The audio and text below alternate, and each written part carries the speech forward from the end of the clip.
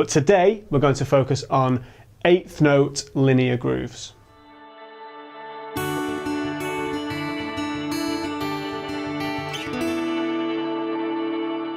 So before we go ahead and learn some linear patterns, we need to learn what linear means. So linear is a word that basically means that you're never playing more than one drum at the same time. It's like a melodic pattern as opposed to a harmonic pattern for those of you who play other instruments. So one note at a time, not two notes at a time.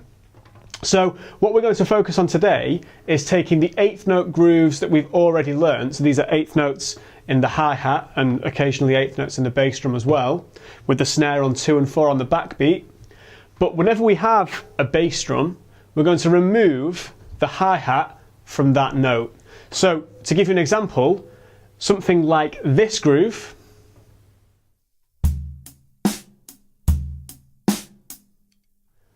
will become this groove.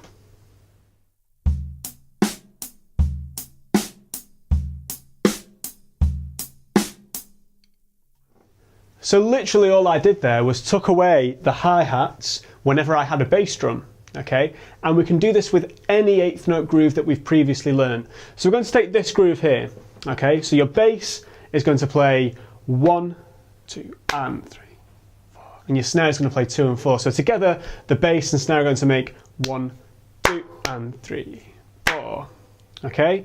And the hi-hat is going to fill in any gaps throughout that bar where the bass and the snare aren't playing, okay?